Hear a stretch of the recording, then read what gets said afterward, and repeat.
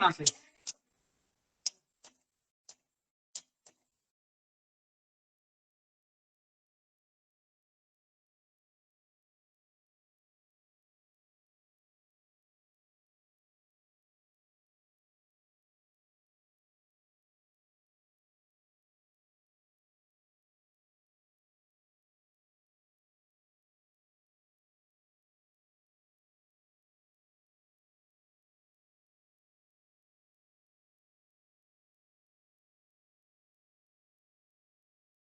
Everyone. Rupali madam, should we start?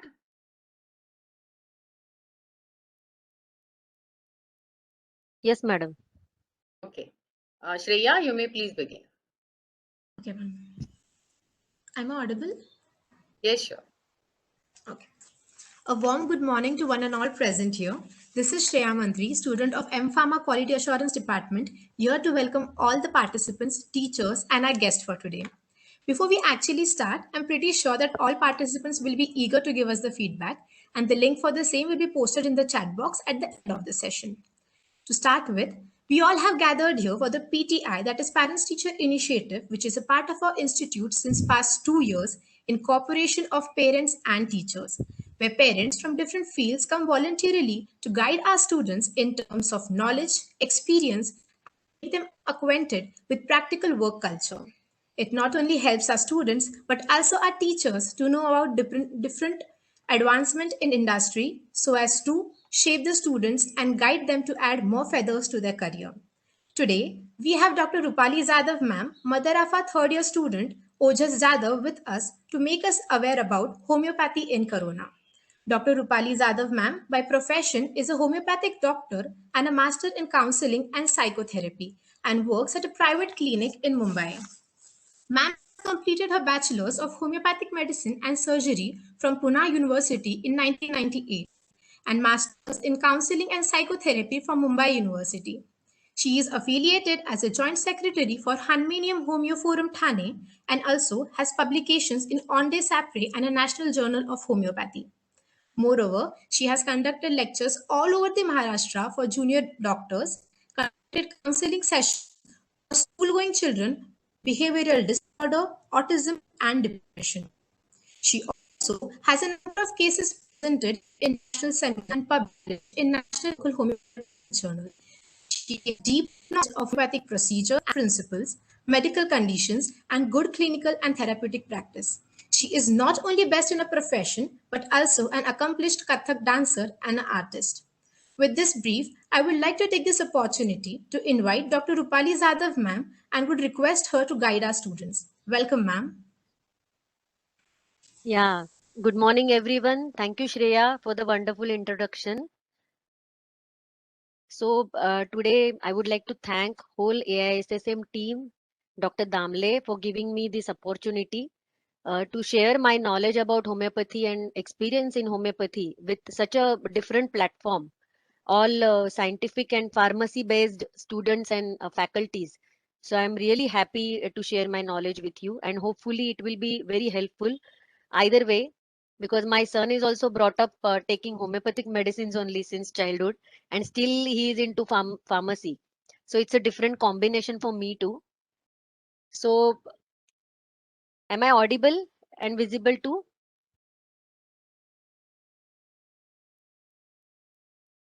Yes, ma'am. You can proceed. Okay, okay. So, as you all know, homeopathy is a very maybe 250, 300-year old science, and it is known as sweet pills. So people know it's acting slow. It is sweet pills, very medicine. It has no side effects or less side effects like that. But during this COVID period, homeopathy has proven uh, like a like a blessing. It has played a big role in immunity boosting, and government also gave us the opportunity to distribute arsenic album or many other remedies as immunity booster to the community, and we have really played a big role in that. So as well as we have played a big role in therapeutic way also. Even I have treated so many cases of COVID, home quarantined, hospitalized, many more. So let's see what is homeopathy. So I'm seeking this opportunity just to brief what is this science about. I'll share my screen now. Okay.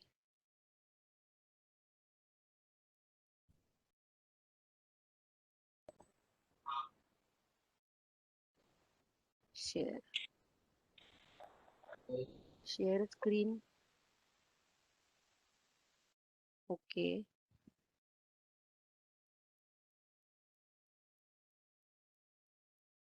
Mhm. Screen share नाही होते. Mhm.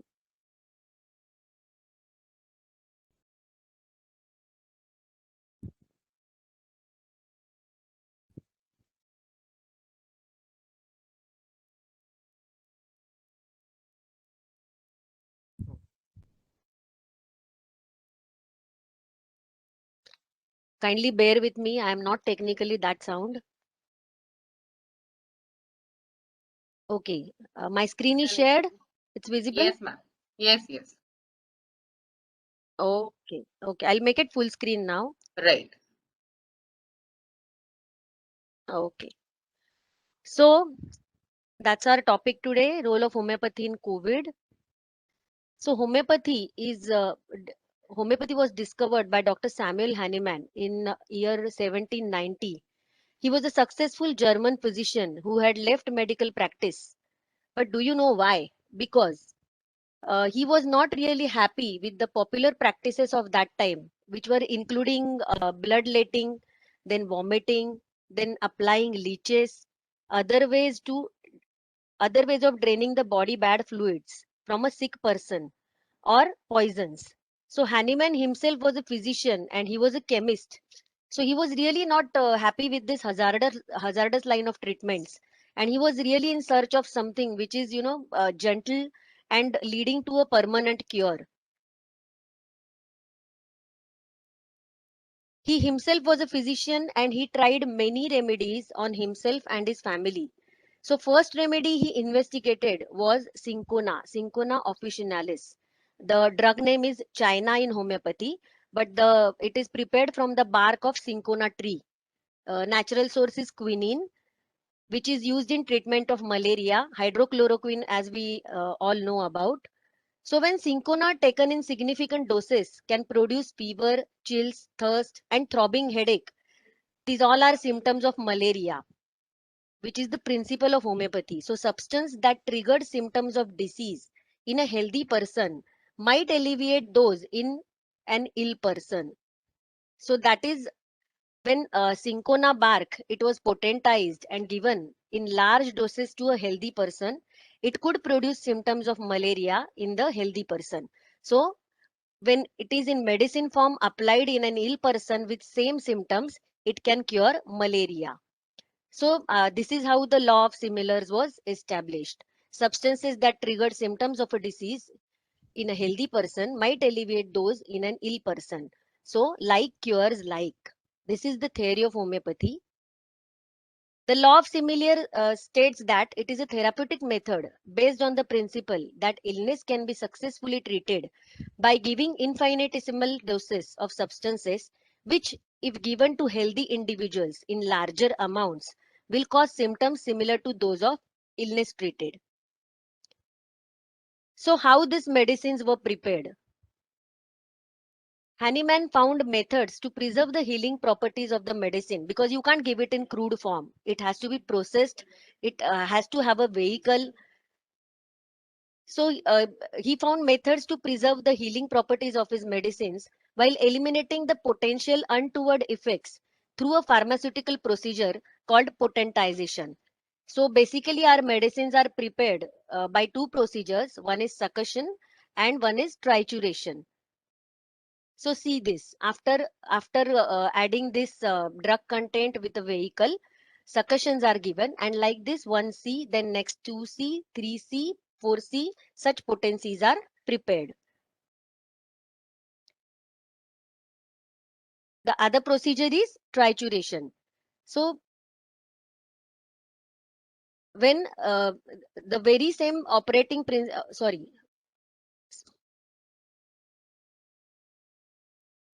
Example, the juice extract of plant source is made more potent in step-by-step procedure by adding purified alcohol and resulting the product in 1 by 10 of its material. So this is potentization. This is succused. By producing 1x potency to makes 2x, 1 part from 1x is added to 9 parts of purified alcohol and succused. This method of dilution increases the effective surface area of healing substance, which stimulates increase in self-healing power. Hence, less becomes more. In case of substances that are insoluble, like minerals, animals, byproducts, 1 part of original substance is mixed with 9 parts of an inert medium. Usually it is lactose, which is used as inert medium. This is triturated and tabletized. So this is like our law of similar is basically like same operating principles of modern medicine, that is vaccination and allergy desensitization, stimulating the body's own natural healing defense. Okay. This is too theoretic, but I need to explain how is homeopathic medicine prepared and how does it act. So drug proving. Basically, homeopathic drug provings are conducted on human beings.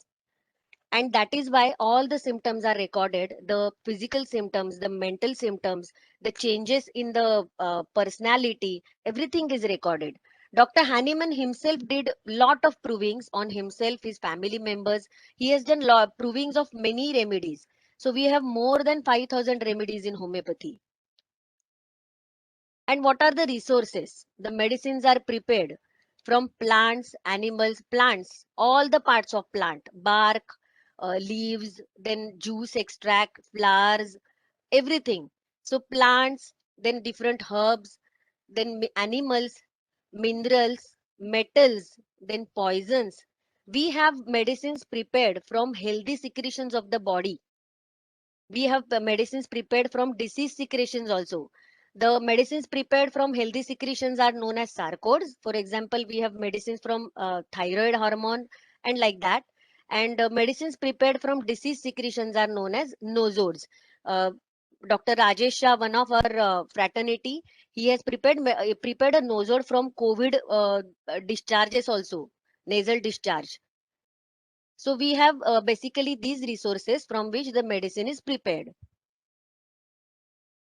Now, how does homeopathic medicine work? It works on energy mechanism. We all know that homeopathy is called black magic. Why it is called black magic? Because we cannot prove where the substance is released. Like modern medicine is released in gut, our substance is not released in gut. So how does homeopathic medicine work? It works on energy mechanism, like resonance in physics. So as discussed, homeopathic medicine acts on dynamic energy principles, which stimulates the tissue of the body for healing. One paper by IIT Mumbai is also published that when highly diluted solution is added to homeopathic pills and checked under powerful electron microscope to find nanoparticles of the original material, it is observed that highly diluted homeopathic remedies still contain the measurable amount of starting material. That is, when small part is also diluted step by step till the last uh, part of the molecule, it has the medicinal properties in it. So that is the dynamic force which acts on the dynamic vital force of the sick person, that is the energy. Conventional treatment of medicine, they have very different method of diagnosis. They believe in investigation. Their whole diagnosis is dependent on uh, they observe the tissues, the change in tissues, the microscopic observations, then the investigations, then the parameters after checking the auscultation, checking the patient physically, everything. So basically they deal with the result of disease, changes in the tissues. They accept what can be felt with fingers, seen with eyes, and aided by improved instrument.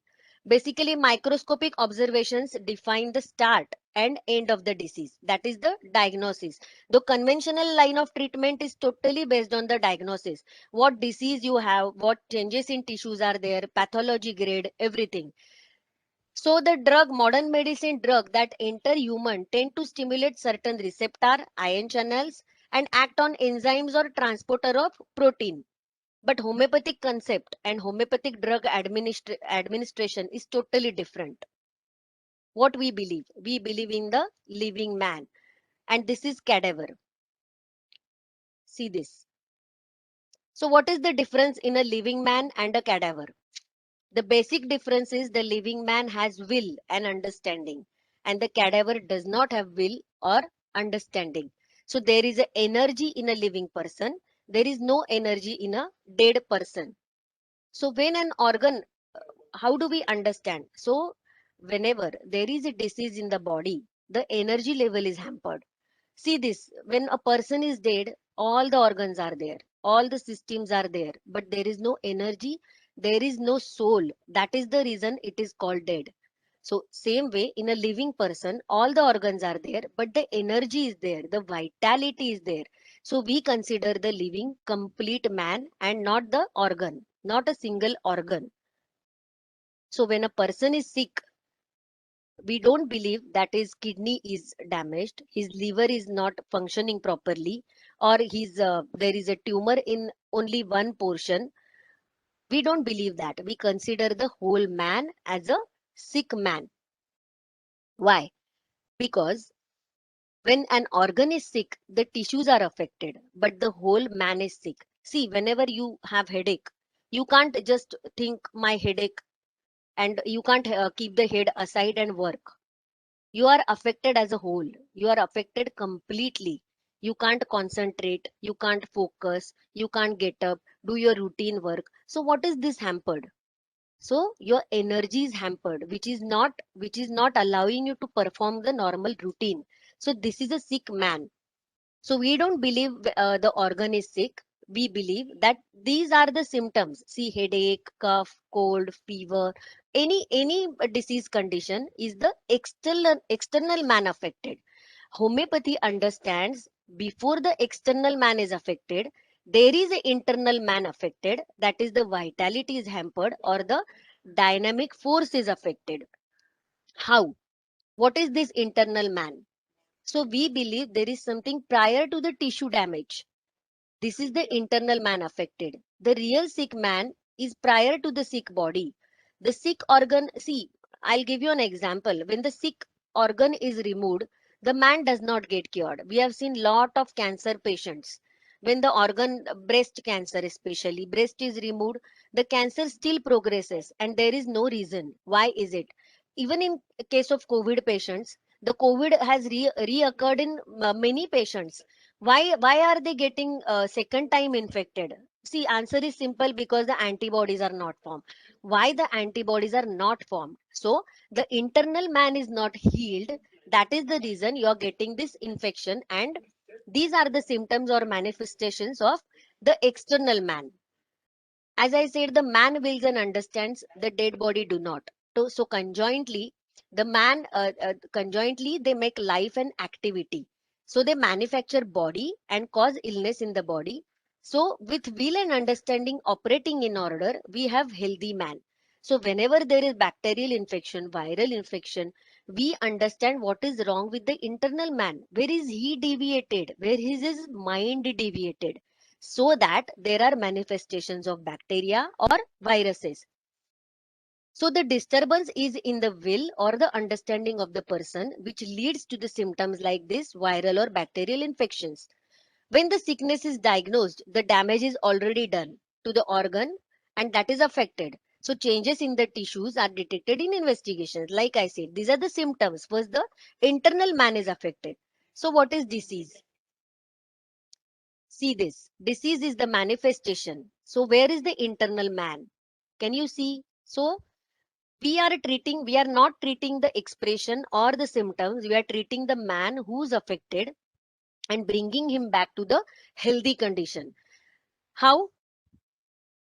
By repairing the damage in the will or the understanding. So we have to bring him back to this healthy state where he is full of energy. How?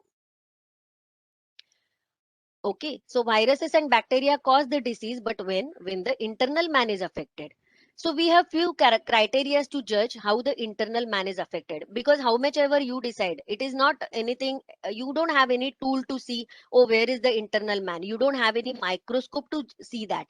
So it comes through the question answer session and understanding the person's routine, the person's habitat, the person's environment, and the disturbance in the environment. So we have a few parameters in case taking. The whole case taking is interactive. As you know, homeopathy take long history. You all are aware of.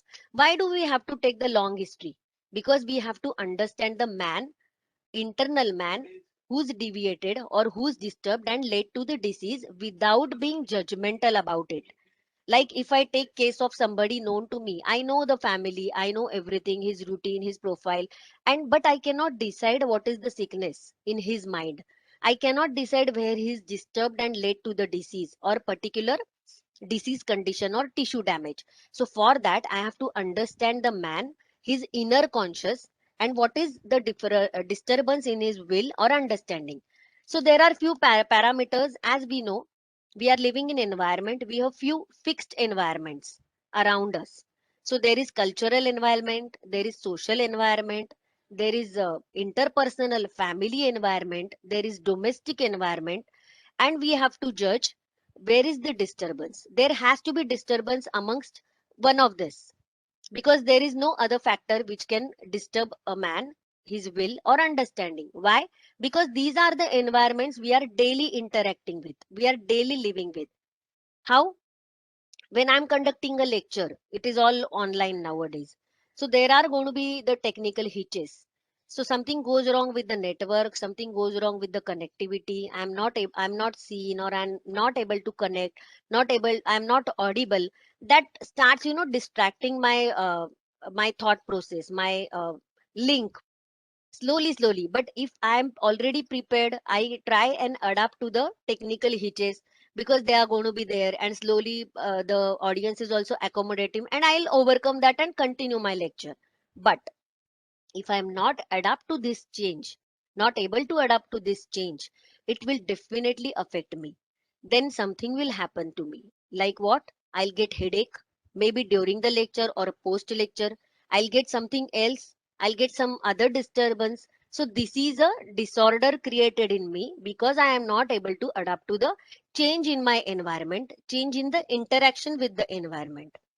So like this, we try to judge, we try to interact, take the history of the patient. Where is the exact change in his environment where he is not able to adapt to the change? So whenever a person, see, we all are living in environment and we are totally dependent of nature, totally, for everything. Forget about the scientific advancements, the researches, everything, but the whole thing is based on nature, the resources from nature. So a man is constantly in interaction with environment, with nature. What happens? How are we interacting with nature? How are we dependent on nature? Is through energy exchange. We are constantly exchanging energy with environment, with nature. So like I gave example of lecture and technical hitches. Whenever there is a stimulus from the environment, the man is bound to get affected, get bound to react to the situation, to the stimulus. But if we are able to adapt to the change in the environment or the stimulus, and we are able to control the reaction, there is no disease established. Whether it is bacterial, viral, anything, or cancerous, there is no disease established. But when we are not able to cope up and there is an impact of the stimulus from the environment, we get affected, the man get affected, and his mind is affected, will understanding is hampered, and then he leads to the disease, leads to the symptoms or tissue damage. So this is how we access a case, this is how we judge a patient. So as I said, the will, and we totally judge or assess a patient on the basis of his will and understanding when he is not able to adapt to the change in his environment. COVID, madam will take the queries in the end of the session, right? Hello? Yes, madam. Yes, madam. Yes, madam. Okay, so I'll continue. Yeah. So as we all know, as I stated Yes, earlier, please that continue, homeopathic madam. We'll medicine take acts on the the dynamic. question answers later. Okay. So as I said earlier, homeopathic medicines totally work on the dynamic energy of the patient. See, lot of diseases, lot of disorders in a human being are unanswered when they are not born. So why at a particular stage of your life you are suffering from this? There is no answer in science, but there is an answer in philosophy. So homeopathy is basically based, it is a science which is based on art and philosophy. Art is understanding a person, which I said, the internal man, the disturbed man, the deviated man. And philosophy is the how is it to be healed naturally with a gentle way, bringing back to the energy, bringing back the channel, the disturbed channel of energy. So basically our drugs, they improvise, they channelize the dynamic energy of the patient which is disturbed during disease, and makes the body capable enough to fight out the disease, like we are doing today with vaccination. When the vaccine is injected, the antibodies are formed, and they in future will fight whenever you are exposed to corona infection. So as we all know, corona or COVID-19, it's a viral infection, it's pandemic infection. But pandemic, lot of countries, lot of population is affected, but still there is a percentile of population which is not affected at all. You'll find somebody who's really not affected, who did not have symptoms, or there are people who have all the symptoms but the test is negative. We have another set of people who have suffered like anything, like to extent of tissue damage, organ damage, and they are taking lot of time to recover, in spite they have been picked up or treated at the right stage of the disease, right stage of the infection, as per the protocol. Again, coming back to therapeutics, government has changed so many protocols in COVID, because there is nothing you can, because there is great individualization seen in COVID cases. What we believe in homeopathy, you can't categorize a group of people and treat them like this, that this medicine is applicable. Homeopathy basically believes in that. Every person has a different medicine as per his adaptation to the change. So corona also is, we find it very weird, lot very less literature about it, because there is no you can't apply it to the masses. Even the protocols are changing continuously, because what was effective before, now it is not effective. Virus is undergoing mutation continuously. So like this, we know set of symptoms in COVID which are very common: fever, chills, cough, shortness of breath, difficulty in breathing, which is affecting the oxygen saturation in body, fatigue, muscle and body aches, headaches, loss of taste, loss of smell, sore throat, congestion, running nose, nausea, vomiting, diarrhea. So these are all common COVID symptoms which are documented and seen in large amount of people. But the symptoms range from mild to severe, or may appear 2 to 14 days of the after the exposure of the virus. We all know about it. This is the scientific understanding of the disease through the symptoms and signs. But every patient, as I said, every patient is not affected by these symptoms. Okay, this is individualization, which is the master key of homeopathy.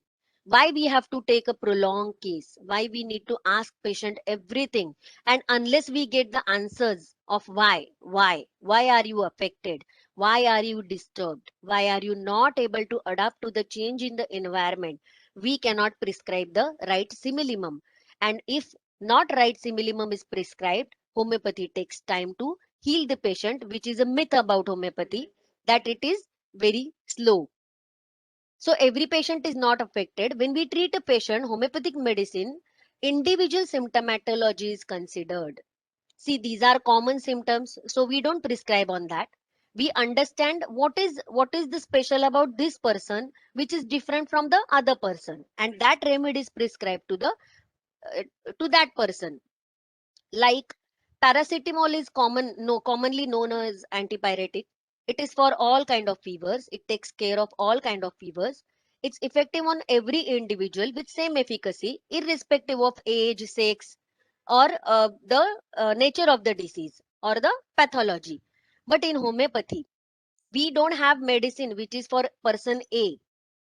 We don't have the same medicine for person B or for the person C, even if three of them have the same symptomatology or even if they have the same pathology.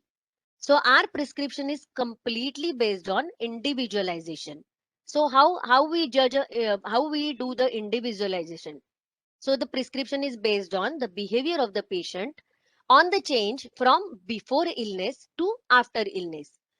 What is this? Before illness is the healthy person, the healthy human being, and how he is deviated or led to the after illness state, that is the sickness state. So we understand a person, we ask them, what is your healthy state? How is your energy? How is your coping capacities to the environment, your routine and everything, and how it has affected or deviated after illness, like you have got infected or after getting the symptoms. Second thing comes is the energy of the patient, that indicates the potency of the medicine irrespective of age, sex or weight. In modern medicine, we have dosage according to the weight. It is calculated and given at different ages or different body weights. But in homeopathy, we have law of energy. So law of energy is common to all ages, all both sexes and all weight age groups. So law of energy says that you have to decide on the extent of pathology in the patient. You have to decide the amount of energy, the vitality in the patient, and we prescribe the potency accordingly. So third comes the psychological effect of the illness of the patient. That is how the patient or to what extent the patient is affected by the illness. For example, a lady, she may be a housewife. If she is having headache, she is not able to cook food for the family. She is not able to do the household work. She is not able to get up from the bed. See, these are different states. Although the symptoms of headache are common in everyone, common in everyone. So we have to understand the energy difference in each patient. We have to understand the adaptation in each patient, which comes the next point. Most important is adaptation to the patient. Somebody might say that in spite of having such a great headache or in spite of having high fever, I do my household work and then I go and rest. I do my assignments from the office and then I rest. So this is what the body is still providing some energy to adapt to the change. Here you don't have to use higher potency because the body is already in a position to deal with the disease. So you need a slight push, low potency to stimulate the body. So now we'll come to the symptomatology. In COVID infection, the symptomatology is more or less same as I said, but the adaptation and reactions are different. So accordingly, see, homeopathy has more than 5,000 remedies, but few remedies action, like the provings are done on human beings.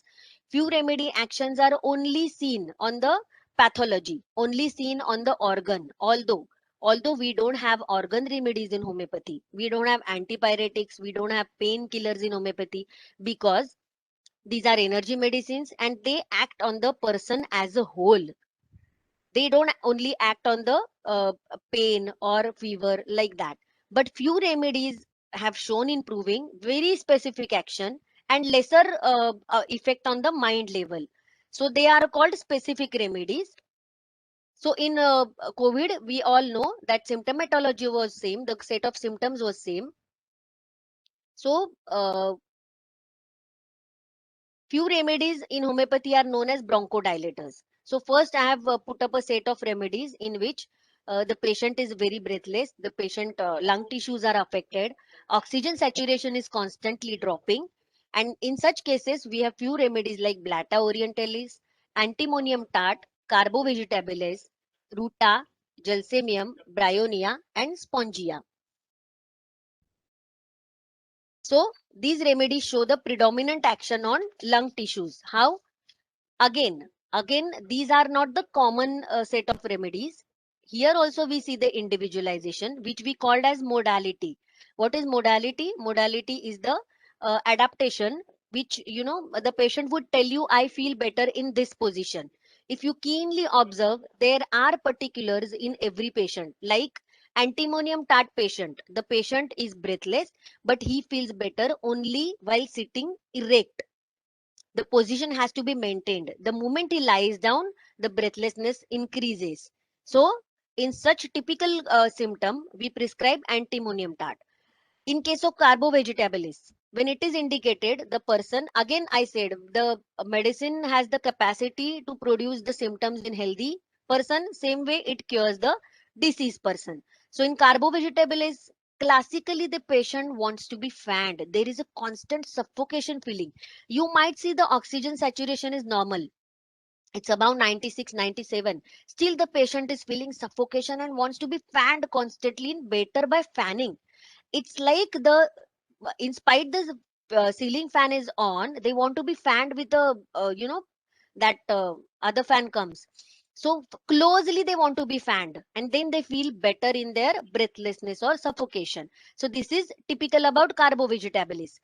Then comes the remedy ruta. The patient, see, in spite of all the COVID symptoms, the patient is very irritable. The attendant, the family members would tell you, or the patient would also tell you that I am not like this otherwise.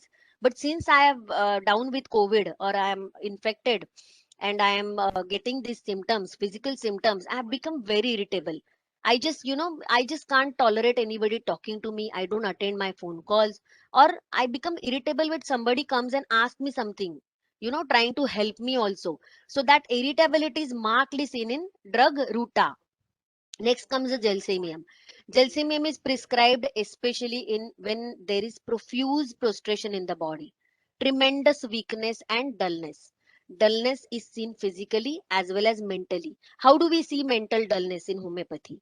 Like the patient is lying down, and even if you try to interact him, usually whenever, how much ever you are sick, or down with high fever, you're just like lying down, Gelsemium patient looks toxic.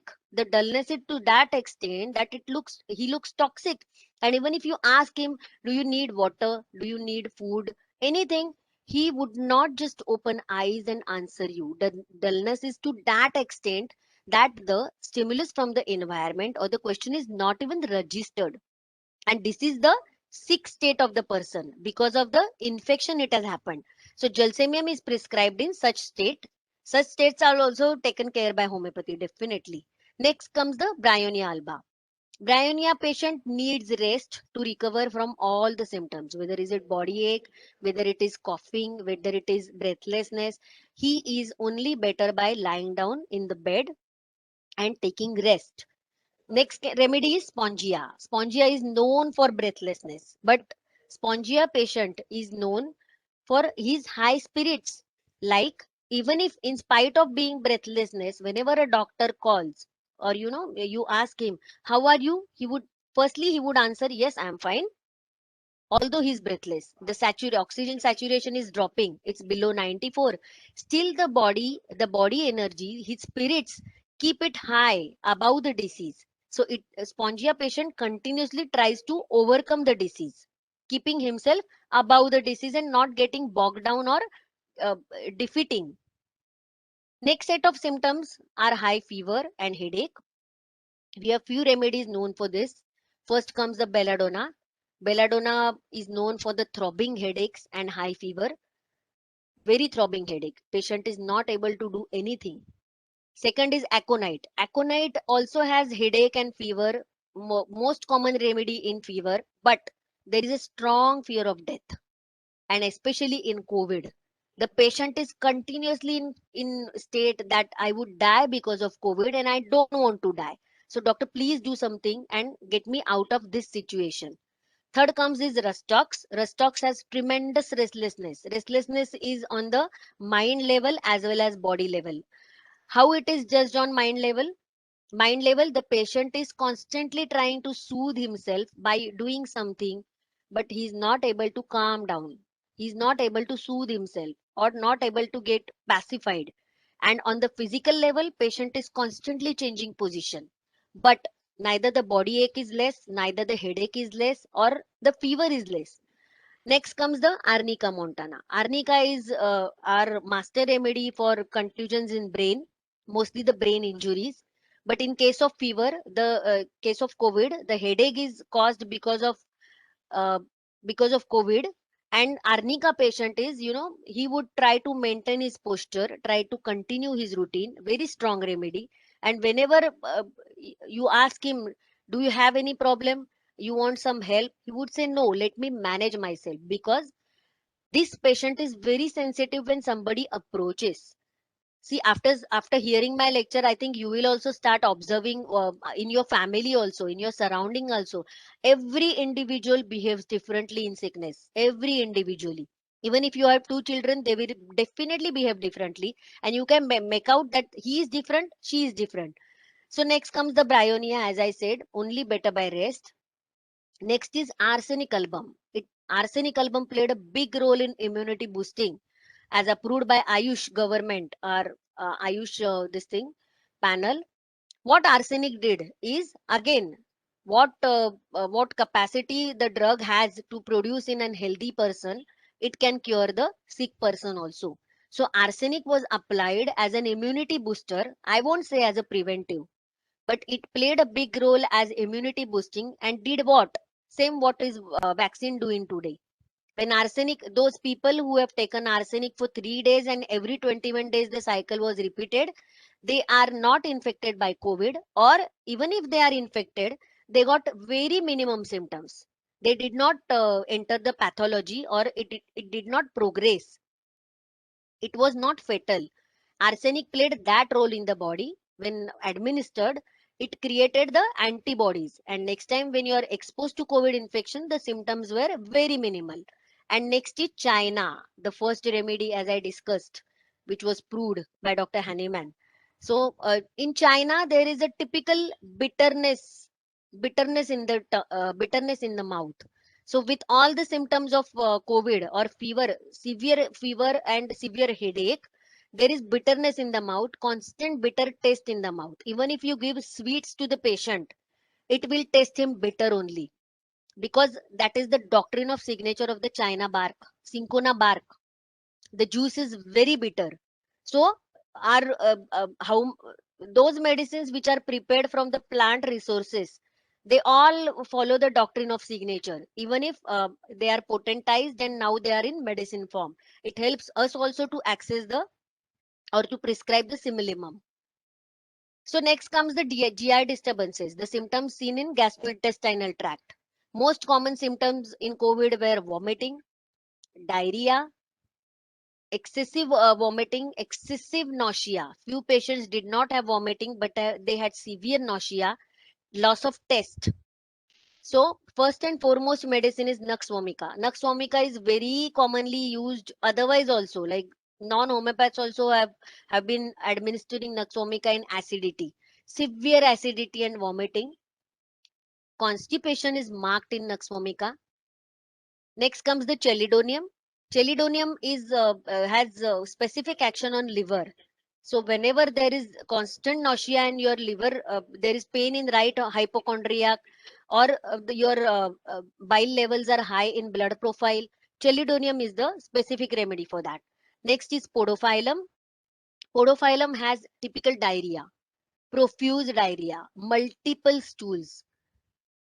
Patient will complain you he is passing 10-15 loose motions in a day. 10-15 purging diarrhea, and with green substance in it. That is the typicality of podophyllum drug. Next comes the Mercsol, Mercurus solubilis. Mercsol has diarrhea or GI disturbance on the level that there is burning in the stomach, or there is amoebic dysentery. In spite of COVID infection, there is amoebic dysentery. Next comes is Lycopodium. Lycopodium is a flatulent remedy in homeopathy. It is used in excessive flatulence. The abdomen is so bloated that even if the shape of the abdomen is changed because of the flatulent distension, Next comes again China, the bitter taste in the mouth, as I said, or there is loss of taste in the mouth and profuse weakness. Profuse weakness with multiple stools or diarrhea. Then comes the sulfur. Sulfur has marked burning, burning in stomach, burning of hands, palms and feet. That is the typical symptom of sulfur. So like this, we differentiate each remedy, although the set of symptoms are same. Next is profuse prostration, weakness and loss of energy. This was the effect of COVID during the infection, post-infection, and people have literally suffered from weakness for months together because of the medication also and because of the COVID infection also. But we understand is that because of the infection, the energy flow was so much interrupted and the energy was so much hampered in the patient that took time to regain the energy to stimulate the tissues getting back to the healing process. So remedies acting on the energy of the person are gelsemium. As I said, gelsemium has profuse prostration physically as well as mentally. There is a torpor condition, we call it torpor. Torpor is like when a python swallows a big animal, okay, large animal, and then sust, it's just lying that for days together, just lying like that for days together, no movement, no stimulus. There is fly coming sitting on it. There it could be raining outside, it could be high temperature, hot climate, but the python is just like that, not getting moved. Gelsemium state is exactly like that, we call it torpor. Next is Chininna Mars. Chininna Mars, there is profuse prostration in the body post fever, especially post fever. Whenever the fever comes down, the body has to rejuvenate, the body has to be active, slightly improved. But in Chininna Mars, the body, bogs down. The prostration or weakness is seen post fever. Next remedy is Ignitia Amara. See, all these remedies have different resources. I have not mentioned the resources of the remedy because then it will be too much, too many new things coming up. So next remedy is Ignitia Amara. Ignitia patient is classically morally down with the infection. Oh my God, they are affected more on the mental level, and then the body gives up. These patients take time to, get stimulated and react to the medicine and improve because they have stopped fighting. They have accepted the defeat. They are like, oh my God, how could I get affected by COVID or Corona? See, it's not in anybody's hand. This is proven since 2 years. Anybody can get COVID or you would not get. There is no criteria for this. But Ignitia patient, morally, if I am working in my family and I am only going out, so when I come back home, I am the source of infection for my family. And because of me, if my family members get COVID infection, then Ignitia patient would, reproach himself, keep blaming himself that it's because of me. I should have taken more care. And like this, he gives up and stops fighting the disease. There is no defense mechanism. So like this we read, although the symptoms physically also improve, but this is Ignitia patient. Next comes is Natrum Mur. Natrum Mur, there is profuse prostration and weakness post fever with the symptoms. Again, the energy is very low, and this is salt, actually salt. So the body also gets cravings of salt suddenly because the electrolytes are down. Next is Helleborus. Helleborus is tremendous stupor like gelsemium. Stupor like the mental condition is so dull that whenever the patient is in connecting with environment, the stimulus is just not registering. And even if it registers, the body refuses to move. I have seen so many patients, even you must have seen that people are, in fever, they're just lying down. And when I say, yaar, come for the food is ready, they want to get up, but because of the infection, because of the disease, they are not able to, even they don't have so much of energy to get up and go to the loo, get up and at least sit and have the food. Somebody has to literally, spoon feed them in lying down position only. So this is Helleborus. The more condition, the stupor is markedly seen. Next comes the set of remedies which acted on smell, the nasal mucosa. When there is loss of smell or there is continuous cold, there are lot of sneezing, then nasal discharges. So Allium cepa is the first and foremost remedy in homeopathy, which has action on nasal mucosa. So it can there is marked neuralgia with loss of smell or lot of sneezing or nasal discharges. Then again Rustox bryonia. See, Rustox bryonia, few remedies keep coming very commonly. We call them polycrest remedies. So polycrest remedies are having action on all the organs or larger sphere of organs. Then Rustox bryonia, as we discussed earlier, bryonia, there is marked dryness in the nasal mucosa and throat. Whenever there is loss of smell or taste, there is marked dryness of the mucous membranes. So patients will, they will, in spite of chewing lozenges, there is no saliva created in the mouth, or there is constant thirst because of the dryness of mucous membranes. Then comes the phosphorus. So phosphorus has again marked action on nasal mucosa and helps in controlling the sneezes and common cold, because phosphorus patients are very sensitive to slightest change in the environment. Like they would, complain, I had 10 sneezes in the morning because the fan is so high, and such things. Cold winds, change in climate, thunderstorms, especially in rainy season, the days are hot. If the days are hot, evening starts raining. Phosphorus patient is the first patient to get affected. So in COVID symptoms also, their sensitivity is so marked that the neighbor is affected by COVID, and this fellow will start sneezing, and within no time he will be affected by COVID for no reason. Like there is no contact also, but it is the patient's sensitivity, which is energy that is hampered because of the person who is distantly affected by COVID. So as I said earlier, homeopathy considers that there is a derangement in the mind which gives rise to the illness. So corona infection affected the human psyche to a great extent. As we see the whole man in sickness, it indicates the constitution. We call it a constitution when we consider a set of symptoms which covers the whole man. Like, I have specs, I have black hair, I am wearing a red sari, okay, and now I have 10 sneezes in the morning, and I'm better when the fan is low in the room. So these are 10-15 set of symptoms which characterize or which describe my personality as a whole. So we will match this personality with the drug proving, the set of symptoms in the drug proving, and we'll prescribe the similimum. So the remedy is prescribed on constitution. We call it a constitution, character. So common set of symptoms seen in the patient with individual adaptation, as I said before. For example, I'll give you how many tobacco chewers are in this country, and how much of the percentile is really affected with when the buccal mucosa is, cancerous. So we all know that anything in excess will cause the effect.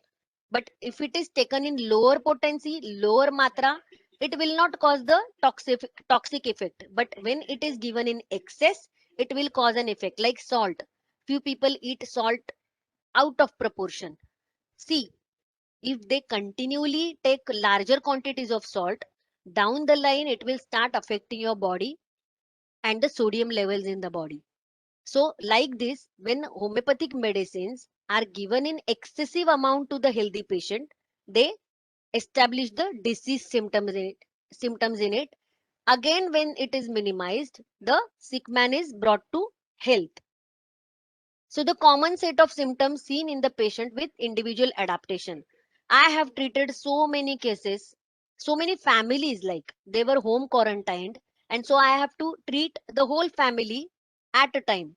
Few so in spite of a family of 2 persons, 3 persons, 5 persons, to my surprise, I have seen families which are distant, like one family in Thane, one in Mumbai, one in Vadodara, Gujarat, one family. Still, all the families are affected. I don't know what is the connection. So here we cannot categorize that all Jadhavs have same medicine because they are related to each other. No. Even if in a family of 3 persons, 4 persons, or 2 persons, we have to understand how one person is different from the other. And definitely we have seen that although the set of symptoms are common on the mental level as well as the physical level. So we have come to like we have come across common presentations in corona. We discussed the physical symptoms, but as I said, we have seen a set of common mental symptoms also. Few patients were so scared of corona that they were not even ready to do the investigations. When I treat one family and they get better only on homeopathy, they pass my number to other family that this doctor, she will treat you and you will be home quarantined only, or you need not do the swab test, or even if the swab test is negative, you will be treated properly. So lot of patients were so scared of the swab test getting done because they had the fear that they would get hospitalized. There were a lot of stories available when you get hospitalized, what goes wrong with you. In the bargain, they were opting to remain without treatment also. Like if I don't give homeopathic medicine, they would just, pass on taking those inhalations or taking some kadas as per Ayush Ministry. The proportion was given and something like that, but they just want to get detected or get the test done. Few were trying to find out the probable reasons of illness and denying the corona infection. Lot of families, in spite the test is positive, they were trying to reason out. I had cold shower that day, and post that I was sneezing, I got fever, and down the line I lost the smell or taste. See, these all are COVID symptoms, but still they are denying. So what is this? And what is this we consider? This is not answered. Not answered in modern medicine why the patient is behaving like this. But this is the psyche which is affected. This is the person who is not able to adapt to the change. So here what should have happened is the person would have understood the symptoms of COVID, accepted the COVID infection, and gotten for the treatment, consulting your respective physician or the hospital, any institute. Here the patient is denying the fact that corona even exists or I am being infected. So this is the psyche which is affected. So unless we treat the psyche and get the patient into the acceptance, the body cannot be cured. This is what homeopathy understands. So we have remedies like Hyoscyamus niger or Stramonium. These patients, they just don't want to do investigations. Not in COVID infection, but otherwise also they avoid infection because they can't face it. They can't take the change in their body tissues. They can't, they get affected so much that, oh my God, I am affected. Now what will I do? I will die, this, that. And they take treatment. They have an understanding that treatment would worsen their condition instead of helping them. So these patients completely refuse investigations. They have strong fear that test would result positive, and few people had so much of fear that my test is positive. uh, Obviously the whenever the report came positive, they were informing the BMC first. You would get a call from BMC and the ambulance will come and take you to the either to the COVID quarantine center, or depending on your condition, to the institute to get hospitalized. So they had this strong fear in their mind that if I get tested and if I'm positive, they would take me away from the family, which I really don't want to go. Something would go wrong if I leave my this environment and I'm exposed to new environment. These two remedies, the person, I mean, the person who get affected by this fear, and these two remedies help them to accept the infection, the disease condition, and to get into acceptance that yes, I need treatment to get better and not to get worsen. Another set of psyche was patients who were not serious about corona. Lot of people answered, corona will not go for next 10-15 years. I said, why? You read anywhere or this is your understanding? So they said, where TB has gone. We all get BCG vaccination post whenever we are born, like whenever we are infants. But still, what is the prevalence of TB? Percentage of TB in India? It's more than cancer, more than any other infectious disease.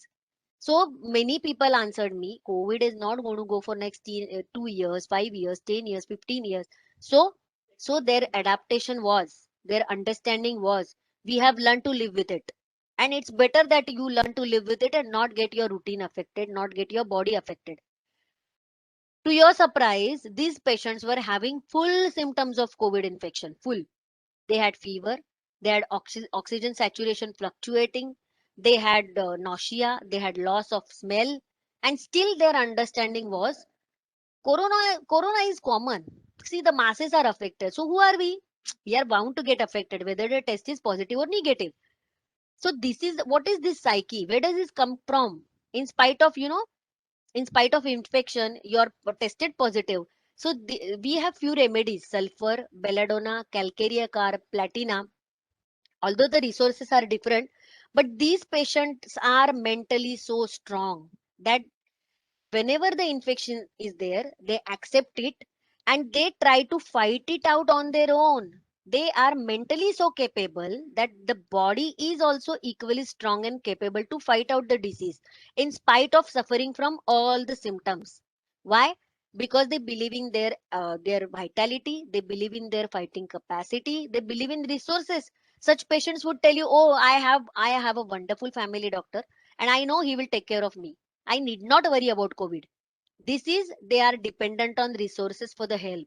They're strong in terms of resources. I know this is what I am trying to tell you is very strange, but if you try to judge in your surroundings, you will meet such people, and then you will wonder how can they talk like this, yeah?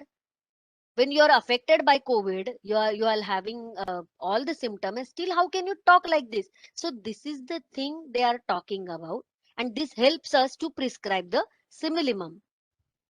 Few patients were so scared that they thought the life has come to an end, there is nothing can save them.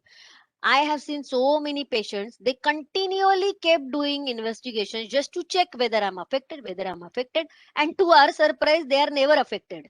But the fear is so strong in their mind, they lost the courage to fight. The next step comes is, when few of them, when actually got affected, they really lost the courage to fight, and they were like so much depressed, so much bogged down mentally and physically, that they stopped fighting. There is no body defense seen in them.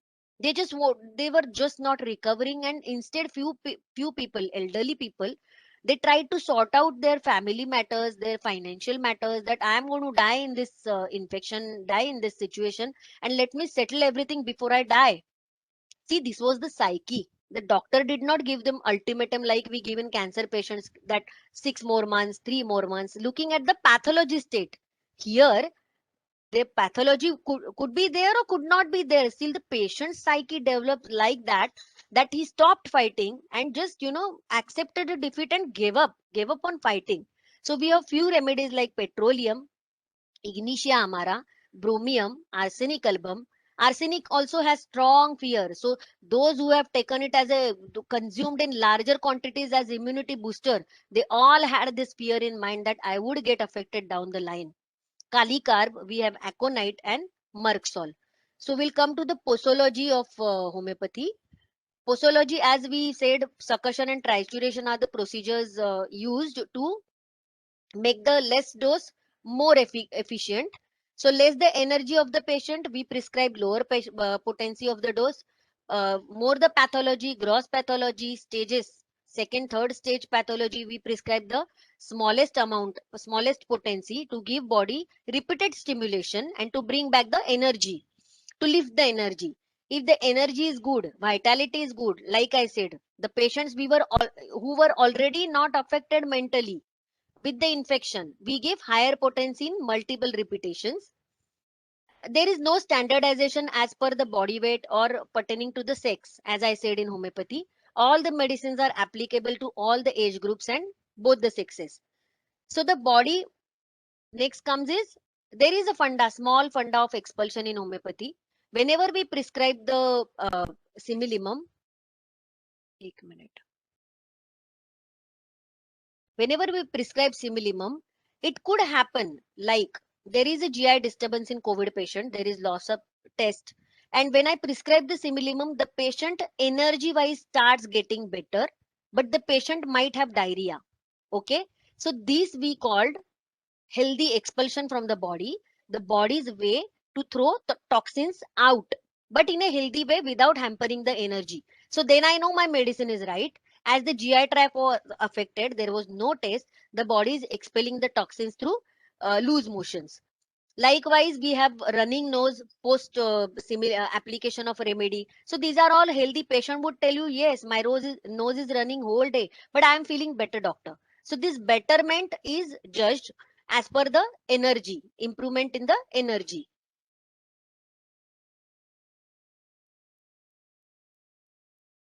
Okay. So now the last part, the mode of administration in homeopathy. Homeopathic medicine is not released in gut. Homeopathic medicines are administered on tongue. So it is given sublingually. It strikes the nervous system directly, and when the chemical comes in contact with mucous membrane beneath the tongue, it diffuses through it because the connective tissue beneath epithelium contains a profusion of capillaries. The substance then diffuses into them and enters the venous circulation. So substances absorbed in the intestine, other medicines I'm talking about, absorbed in the intestines are subject to first pass metabolism, that is in liver, before entering the general circulation. But homeopathy, as it is administered sublingually, sublingual administration has certain advantages over the oral administration, and it acts much faster. That is our result. That is our experience actually.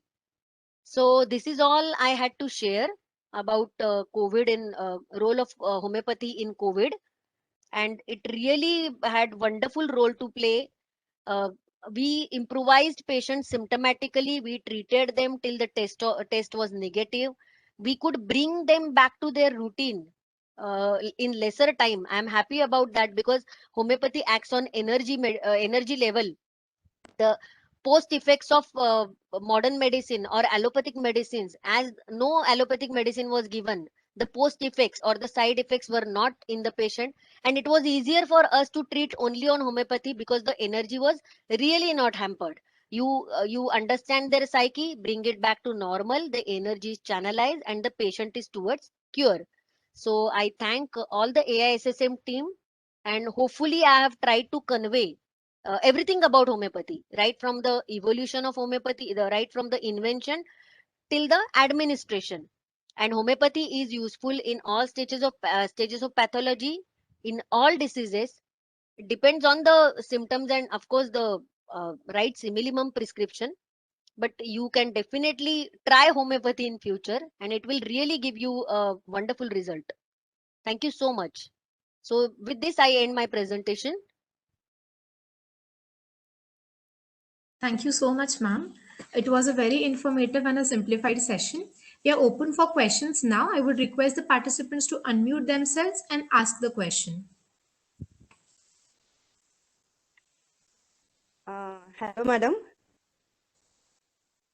I hope I'm audible. Yeah, hello. Yeah, Yes. I'm Dr. Trupti Chitre, and I will really like to, congratulate you. It was a wonderful session, and you basically answered two of my questions, which always were there in mind, like how the homeopathic medicines are not generalized and how they are working on different energies. You gave the example of how the medicine would be different for a housewife and how it would be for a working professional. The headache example that you gave, like paracetamol can be generalized, but Right. these medicines will not be generalized. Then also you told about the arsenicum album. So I had suffered from corona, but it was a mild infection. So now I remembered that somehow twice, I mean 21 days, I had repeated this arsenicum album. So that may be the reason that I contributed to somehow my immunity. And so it was really a nice explanation that you have given. That similian term, I think, no, if I'm pronouncing it correctly. So that was Yes, also nice to hear. minimum. Similimum, Yeah. okay. And also you have a very commanding voice, and you conducted the session very well. So once again, congratulations for that. Thank you so much. Yes, madam. Even I would like to put here that your session was very informative. We knew some things about homeopathy, but not many things that you revealed today. I was more interested in learning that how homeopathic medicines on dilutions become more potent. That is something I always wondered how it happens, and that's really fascinating to know. So it was wonderful. Congratulations, madam. Thank you so much. As I just said, that it was a very simplified session with real life examples.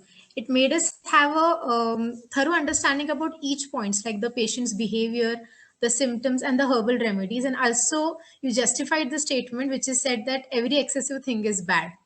So I would again like to thank you, ma'am, for such a valuable guidance on homeopathy in Corona. As we all know that homeopathy has become a popular alternative in traditional medicines and now been practiced in every 2 houses out of 3. So people are also having a positive approach towards herbal remedies. It is a saying in Sanskrit that Arogyam Dhana Sampada. So let's boost our immunities, stay optimistic, get vaccinated, and remember this too shall pass.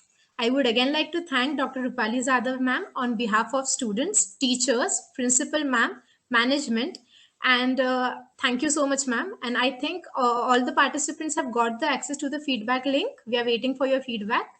And here we come to the concluding of session. Stay immune and stay safe. Thank you so much, ma'am. Thank you.